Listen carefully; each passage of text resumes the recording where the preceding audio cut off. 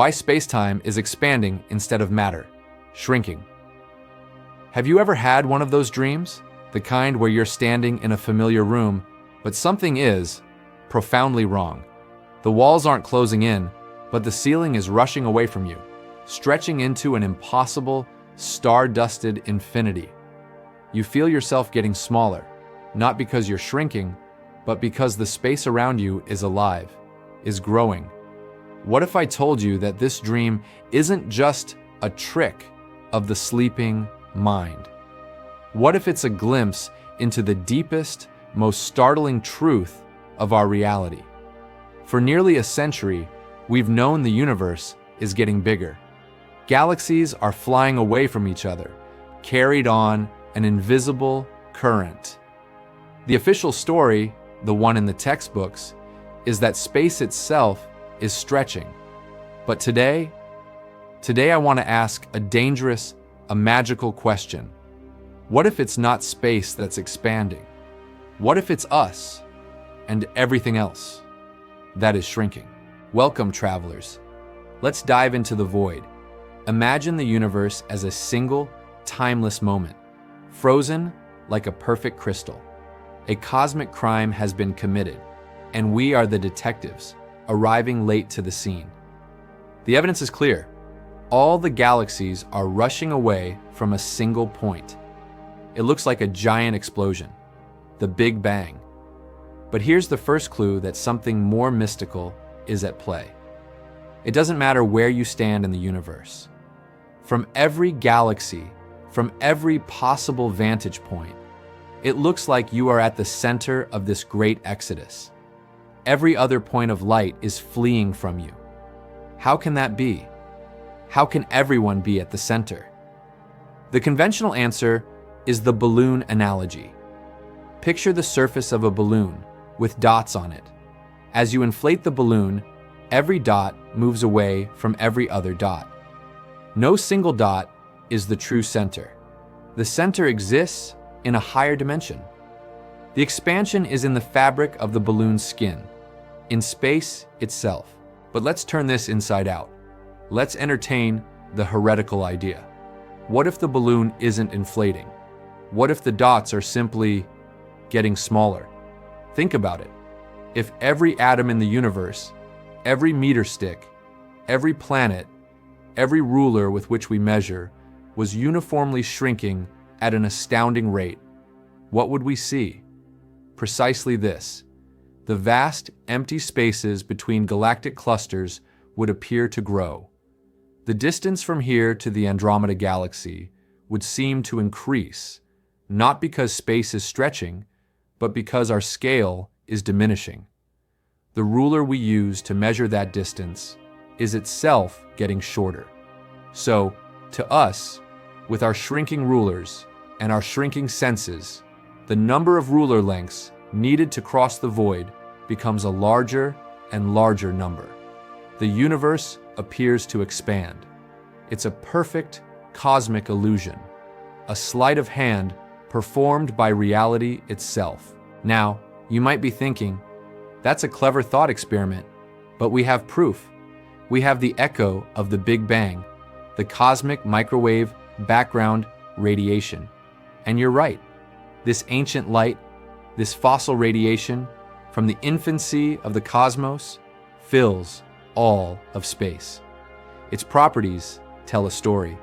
As space expands, this light is stretched, its waves pulled to longer, redder wavelengths. We see this cosmological redshift everywhere. But in the shrinking matter model, a different, equally beautiful story unfolds. Light is a vibration, a wave with a specific wavelength. Imagine a note played on a crystal bell. The wavelength of that note is an absolute measure, a cosmic constant. Now, if the entire universe, including our measuring devices and our very perception of time, is shrinking, then the ruler we use to measure that wavelength is getting shorter. So, when we receive ancient light from a distant quasar and we hold our shrinking ruler up to it, the wavelength of that light will seem longer compared to our ever-diminishing scale. It would appear redshifted. The effect is identical. The music of the spheres sounds deeper not because space is stretching, but because our instruments to hear it are miniaturizing. This is where we step from physics into the realm of the mystical. What governs this shrinkage? What is the engine behind this universal scaling? It must be a process so fundamental that it affects every single piece of matter, every force, every quantum of energy, simultaneously and instantly. It's not a force we can measure, because any instrument we would use to measure it is itself part of the process. This points to something beneath the material world. It suggests that the very constants of nature, the sacred numbers that dictate the strength of gravity, the speed of light, are not constants in the universe, but are constants of the universe's relationship with something else. With what? With consciousness itself. Perhaps the universe isn't a cold, mechanical thing expanding into nothingness. Perhaps it is a living, breathing thought, a holographic projection. And as this cosmic mind evolves, as it gains resolution, the pixels of its projection, the atoms and particles that make up our reality, must become finer, more numerous. To us, inside the projection, it looks like space is growing. But from the outside, reality is simply focusing, coming into sharper definition. We are not bystanders to this process. We are participants. Our observation, our very consciousness, might be the lens through which this focusing occurs. The universe appears to expand because the mind that perceives it is deepening, becoming more complex, able to hold more space within itself. This leads us to the most profound implication: time. In the standard model, the expansion of space and the arrow of time are deeply linked. But in the shrinking matter model, time itself becomes an illusion born of scale. Think of a movie. The frames are all there, complete and static. But when we run them through a projector at a fixed speed, we experience the flow of time. Now, imagine if the projector, our consciousness, was slowly speeding up. Each frame is scanned faster than the last. From inside the movie, it would feel as if the world around us was accelerating. Events would happen faster. The universe would seem to be evolving, changing, expanding at an increasing rate. What we perceive as the expansion of the universe over billions of years might be the experience of our own conscious awareness ramping up, scanning the static, eternal hologram of existence at an ever-increasing frame rate. The Big Bang isn't a point in time, it's the first frame, and we are rushing towards the final, infinite resolution of the image. You might ask, if both models explain the observations, why choose the more mystical one? Why entertain the idea that we are shrinking? Because it changes everything about our place in the cosmos. The standard model can feel lonely. We are on a tiny rock in an expanding void, destined for heat death and isolation. But the shrinking model, this model is alchemical. It places life and consciousness at the very center of the cosmic drama. We are not accidental. We are integral. The universe isn't flying apart. It is focusing. It is waking up. We are the universe waking up.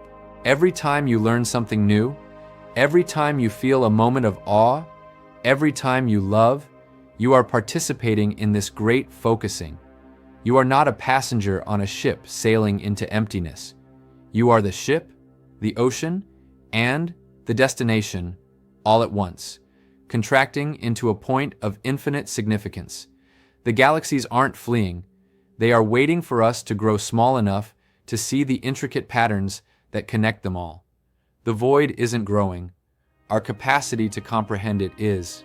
This journey we're on together, unraveling the mysteries of the cosmos, is one of the most beautiful things we can do. It's a shared focus. If this conversation sparked a sense of wonder in you, if it made the universe feel a little more magical and a little less cold, then please, help me continue this exploration. Like this video, it tells the algorithms that more people are ready for these ideas. Subscribe to the channel so you don't miss our next dive into the unknown. And most importantly, comment below. Tell me what you think. Does this idea resonate with you? Do you feel the focus? And if your curiosity has been truly ignited, if you want to go much, much deeper down this rabbit hole, I have woven these threads into a much larger tapestry. I have written a book, Holographic Multiverse, where we explore not just this idea, but the stunning implications of a consciousness-driven cosmos, of realities within realities, and our true role as co-creators of this magnificent illusion. The link to get your copy is in the description below. Thank you for sharing this time with me. Remember, the universe isn't getting bigger. You are becoming more profound. Keep questioning, keep wondering,